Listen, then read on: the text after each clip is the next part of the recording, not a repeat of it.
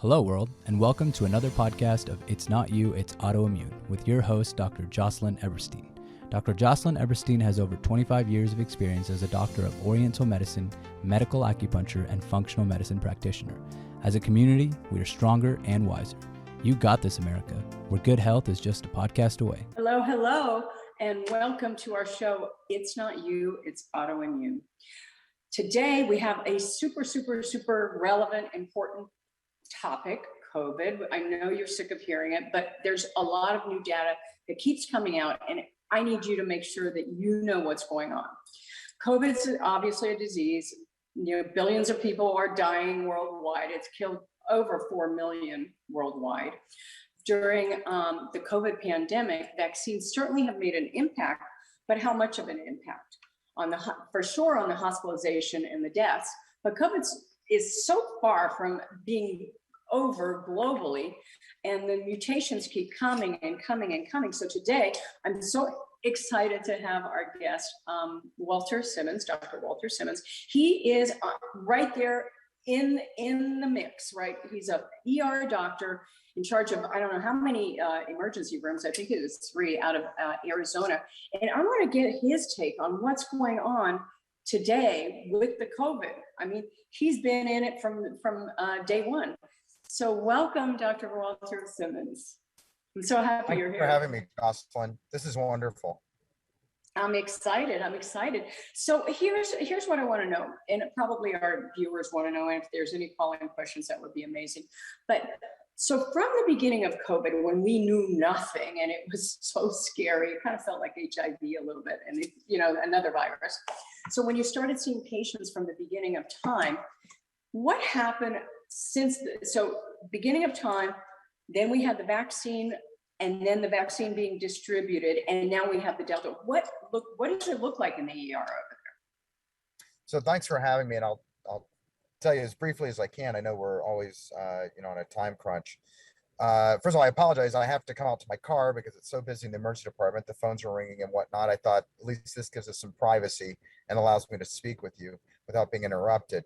But just to give a little bit of my background, I'm board certified and Red C trained in emergency medicine. When COVID broke out, I received phone calls from friends of mine that were in New York at the time.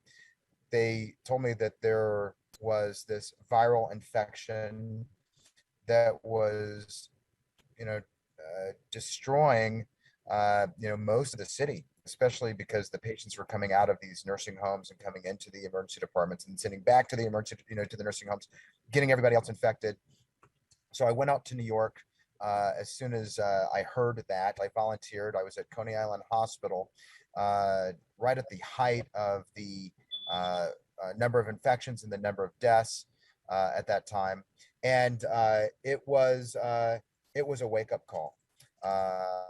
I've never seen an infection like this, and hopefully never will see an infection like this again, where so many patients who contract the disease then could also die from this disease. So it is a real infection. People really do die from it. I've seen it multiple times. I've intubated patients, which means I've had to put a tube in the throat of these patients to help them breathe, to provide them with oxygen. So it is a very deadly disease for certain individuals, not for everyone, but for certain individuals with a lot of past medical problems or maybe elderly patients, they're at high risk for this disease. So that's part of my journey. Then the disease kind of went from the coast because it was very prevalent both in New York and then in California, and then kind of spread inwards. And so Arizona and New Mexico, where I also work, were hit kind of in a later wave. Then, like you said, about July of this year, the vaccines were taking hold. We were seeing less patients. A lot of the higher risk patients had been immunized. So we saw less patients, at least of the age group and of the comorbidity level with those infections. So the emergency department numbers of those COVID patients started to decrease. At the same time, we saw an increase in the number of patients that had held off receiving medical care because of COVID. Those started increasing in the emergency department. So as the COVID numbers came down, the other numbers started to increase, and we've been pretty busy. As the next wave of COVID came through, which is where we're in now. So even though we've vaccinated quite a bit, now we're seeing the second wave of patients, and we've been very busy with emergency patients with COVID. And with this new variant, we're seeing, at least this is in my personal experience, so I can't speak to what the science may demonstrate, but in my personal experience, we've seen patients that are a decade younger. Before, I've seen patients in their 60s and 70s and 80s and 90s onwards getting sick. Now I'm seeing patients even in their 40s coming down with COVID, getting very sick, even with patients with very few comorbidities. So 40-year-old that may just be overweight or may not even be overweight, having some pretty difficult times with their COVID infection.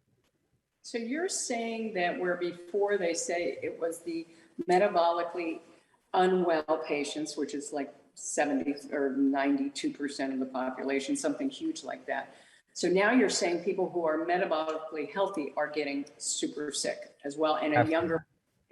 Now, what about this third variant? Do we know if that's coming our way, or where are we with it? The one from Peru, I believe. Yeah, so there's a mu variant that they've been seeing quite a bit. I know it's been pretty prevalent in California, especially in LA County. They said they've seen quite a few of these. It seems to be, or it seems to have a little bit higher resistance to the vaccines. I don't know. I haven't seen a lot of those particular patients yet, but that may be even a third wave that may come through. It is concerning that we're seeing, an increasing number of patients with these different variants, and it seems like every variant has a difference in resistance to our vaccine. So just today, the FDA's come out, or sorry, I apologize, the CDC has come out with some new advice for patients that may even require yet another booster. So this is, I think, just specifically for the Pfizer vaccine. But even if you've had 2 Pfizer vaccinations, there's a recommendation, especially for patients over 65, or if they have certain autoimmune disease, that they should receive yet another shot. So that would be a third shot of the Pfizer vaccine. So we're saying that, we're having breakthrough COVIDs, even though they've been vaccinated, even though they've already had COVID. So we're having breakthroughs with Delta. Now there's this third variant, which you say might come through. Well, I'm going to tell you from what I see going globally, it is going to come through because it's not going to stay contained. This virus sounds like it's really smart, and it's evading the vaccines and all the measures that we have on hand right now. So solution-wise, I want to go back to your experience in the ER. So in the ER, are you at a place where you have to turn patients away? Are you doing that over there in Arizona? I was talking to some of our staff about this the other day. So as the numbers have increased, especially now we're seeing a lot of COVID patients, but we're also seeing a lot of the normal emergency department patients that we would see. So with those numbers increasing, we haven't been provided from either the state or the federal government any protection to send patients that may not need emergency care away from the emergency department. So if they come to the emergency department, they still need to be seen. But with that being said, they may be waiting in our waiting areas where before you would wait, 45 minutes, an hour, you may be waiting several hours, or maybe, tens of hours to be seen. Because we've had those days where we've had every patient room is full with some pretty sick patients, and the patients that are coming in that just don't have a disease state that puts them in an acute category where they should be seen immediately, those patients may end up waiting, and the next patient that comes in that's sicker than them will constantly take precedence over them. It's not that we don't want to see every patient, we do. It's that we have a limited number of rooms, a limited number of staff. When I say a limited number of resources, if you want to encompass all of that, and we can only see so many patients at a time. And when we have a lot of really sick patients, you can imagine they take a lot of additional resources, more of my time, more of the nursing time, more of the tech time, more of our medications. And so the patients that have less emergent needs will be pushed off, or at least asked to wait as we can take care of the other patients first. So what percentage are you getting of reinfections or breakthrough infections that have already been vaccinated? What do you think goes on in there? That's another great question. I can tell you my last shift, which was last week in the emergency department before today, we saw maybe 40 patients, and two of those patients, and one in particular, not only had a natural infection of COVID, but he had also received his immunization and was still in the emergency department with a positive COVID infection. And we do a pretty sophisticated test for COVID. We do not the same as the one you could actually get from Walgreens, but it's a much more advanced test. So it's more sensitive, more specific, generally not ever wrong. And his test was positive. So he was yet another patient that had both natural infection and his immunizations and was positive. So they're not the majority of COVID patients that I see. The majority that I see have not been immunized, but I am seeing patients that have had both natural infection and now a reinfection, or more often have been immunized and now have an infection. Was this an older patient or younger? Could He you? was 61 years old. 61. I had a lot of underlying medical problems. Metabolic problems, yeah. So, so we're saying that the vaccine is somewhat helpful with getting infection, somewhat. The Delta variant is much more contagious, right? Is the intensity of the infection on the Delta as more, or were you saying that it was harder to deal with than the original? So just from my experience, again, I've been taking care of COVID since the very beginning, but in my experience with the Delta variant, and I'm assuming it's the Delta variant, it's just, that's probably the most common variant that or the most common version of COVID we're seeing right now.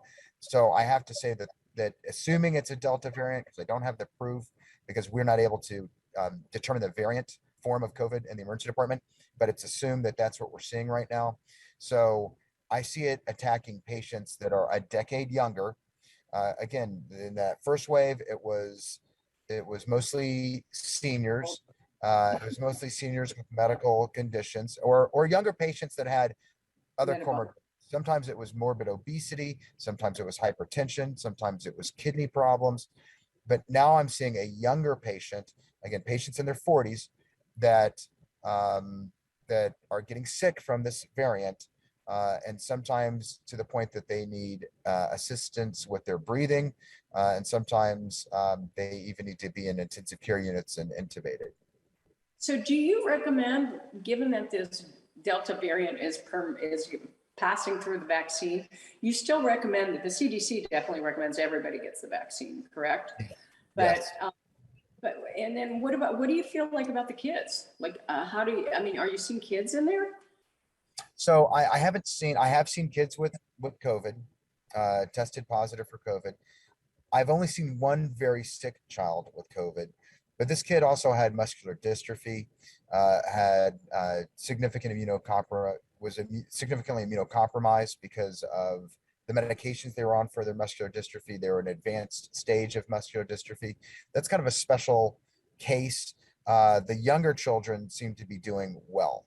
I haven't seen a very sick child with COVID other than that one. So they've been sick, maybe with a fever, with a cough, some congestion, but I haven't needed to hospitalize them or to provide any additional medical assistance to those children. Well, so I have a question. These kids, I mean, how rigorous do you feel like the FDA has been on like really sussing out, is this safe for these kids? I mean, could it alter their immune systems? I'm not sure, because they don't even know what it does to adults. You know, so, and for them to push the vaccine on these little kids, like, I mean, they don't have that, they don't die that much from it. I mean, maybe if they have asthma or something underlying, maybe, but I'm just wondering, like, the party line is all these kids need to get vaccinated as well as all the adults. Is that what CDC? So I think right now the CDC is recommending that kids 12 and older, and by the way, you know, you're listening to a podcast, always check with the CDC or with your own doctor. You know, don't take my recommendation from this podcast. But with that being said, I think the CDC right now is recommending that children 12 years and older receive the immunization. And I try not to tell parents, you know, be draconian and tell them what to do. I can tell you that I haven't seen otherwise healthy children have a significant issue with COVID. With that being said, one of the variants could attack kids and make it worse tomorrow. Right. But what I'm seeing currently is that's not the case. But that's also not to say don't follow the CDC recommendations. So, so I have a question. This is in my practice. I had a patient come in, 70s. They're recommending all these 70-year-olds to hurry up, get that third booster, the booster shot, right?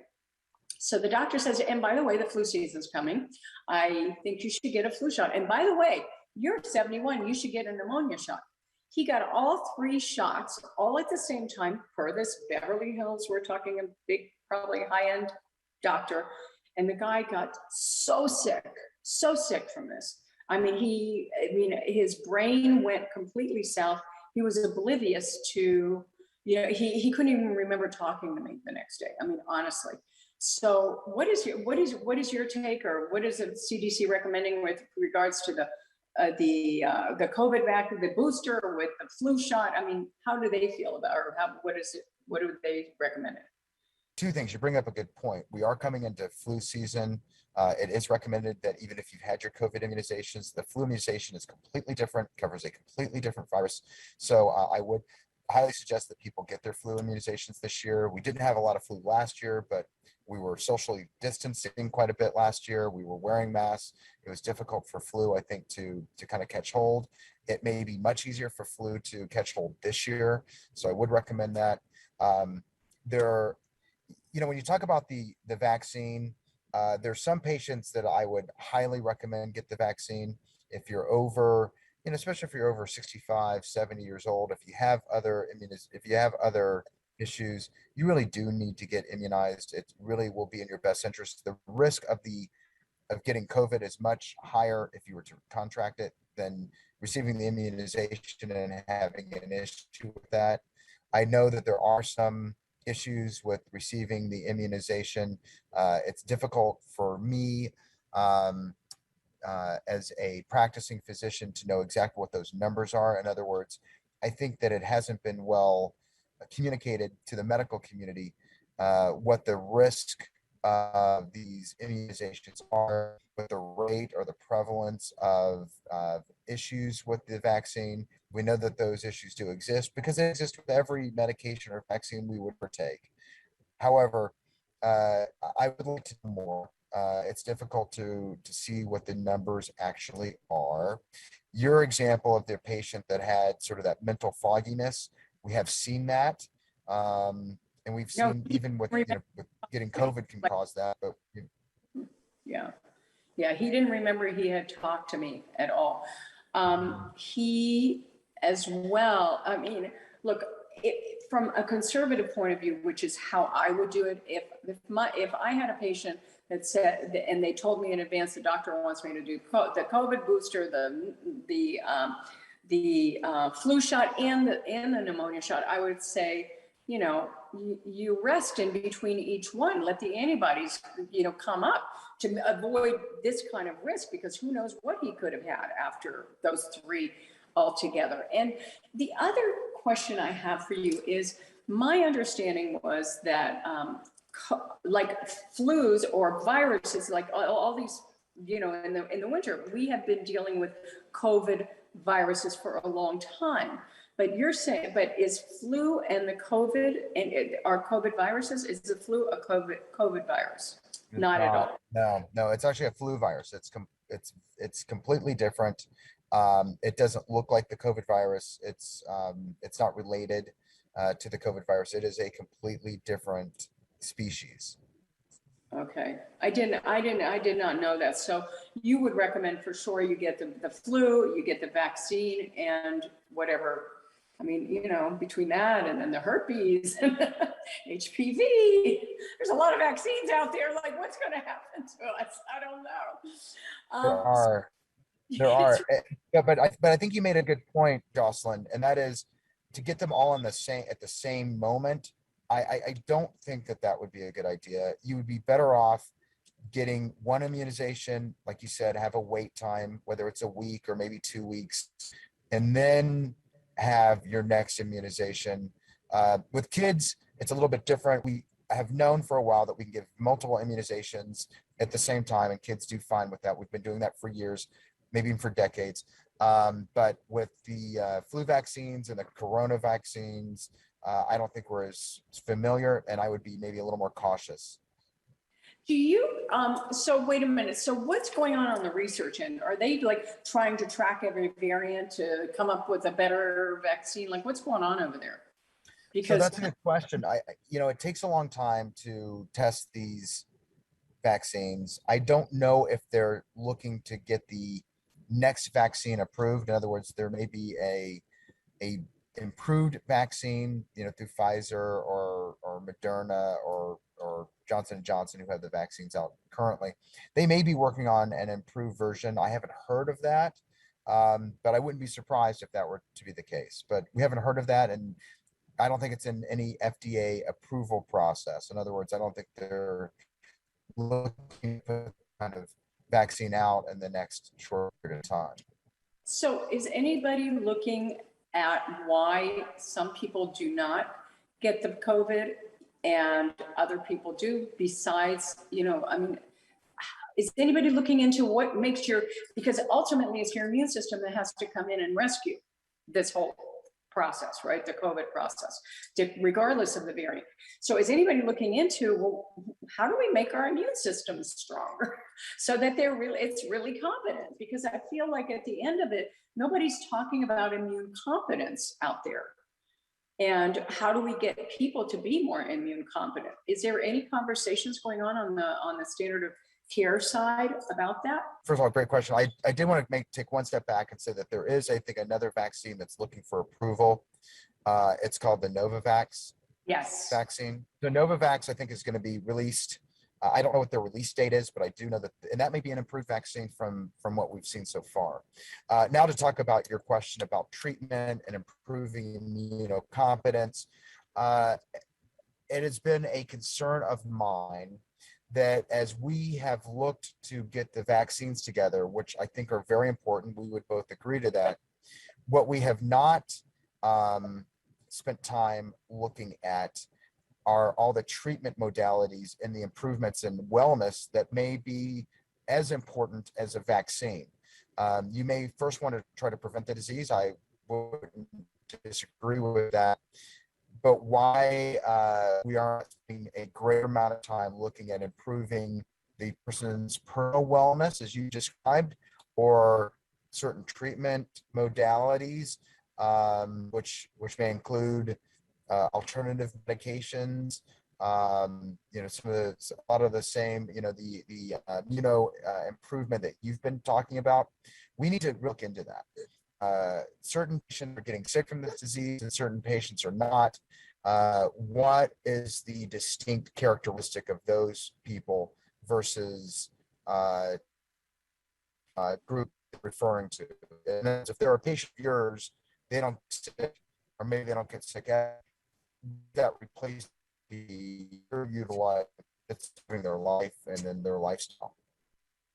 Do you, I have one more question. So what about, I don't know if you know what happened in Florida, but in Florida, the governor started doing drive-through treatments with monoclonal antibodies, and was getting really great results. And then he went to Biden. Biden didn't like something about his politics. So then Biden pulled away these monoclonal antibodies as early treatment, and even I think prophylaxis, But is there, what do you think about early treatment with the monoclonal or the ivermectin or the remdesivir? Is that being done commonly? How are we using these therapies?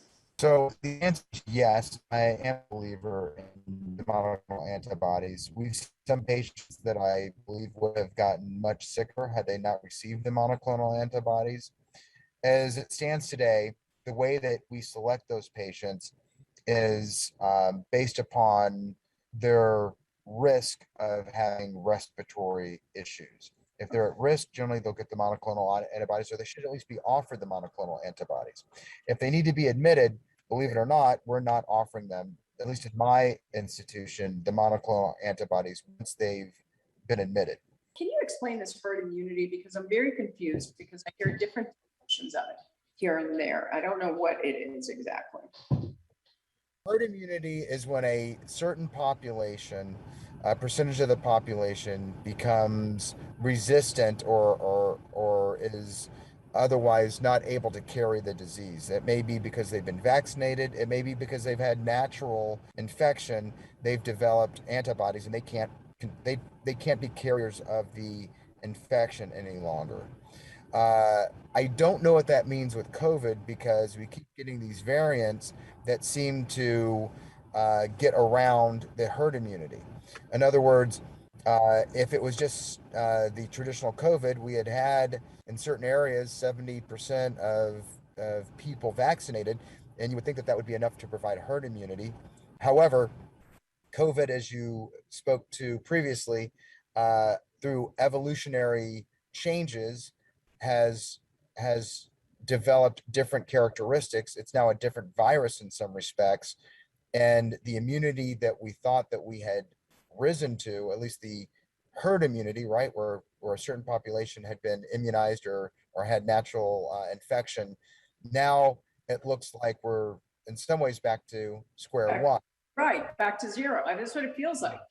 You know, it feels like that. And so again, just for the audience, I mean, one of the best things you can do is keep yourself healthy so that you have an immune system. I mean, if you're not doing 15 minutes of some kind of activity, I mean, that will naturally improve your immune system. And that's a no-brainer.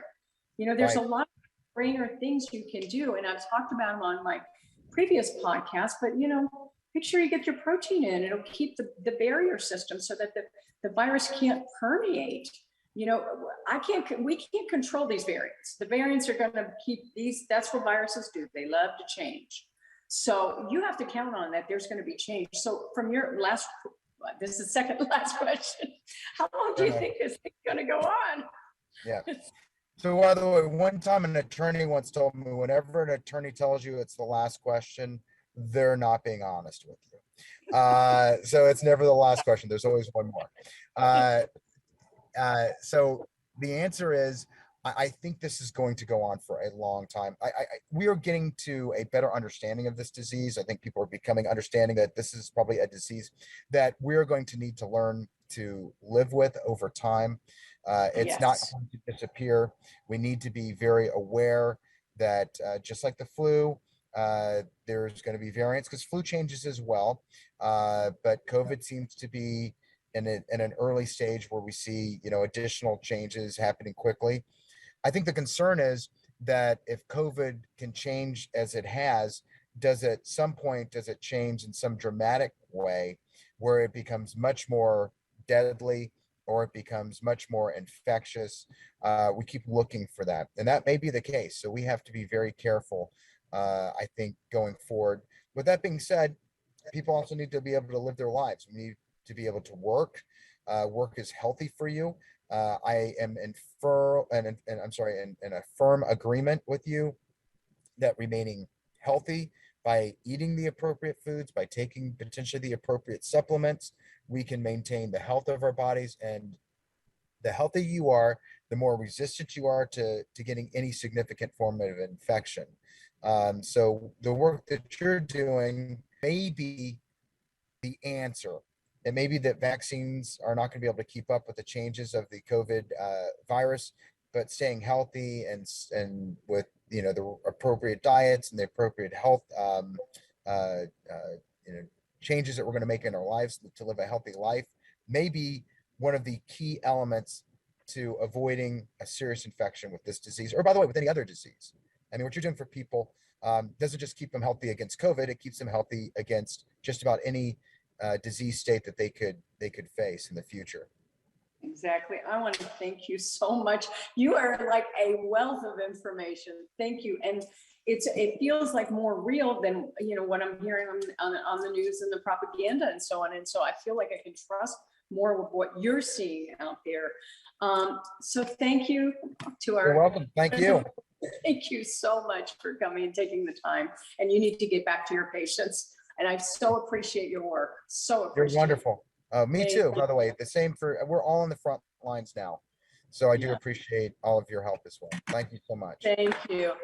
And thank you for listening. And a big thank you again to Dr. Walter Simmons.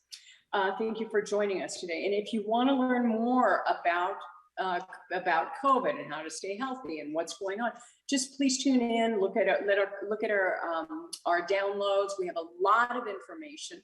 And don't feel like you have to be victimized by this whole thing. It's not that. You just need to stay strong and be strong and do well in the world. Stay positive in your mind too. Thank you so much. Thank you. Thank you. Bye.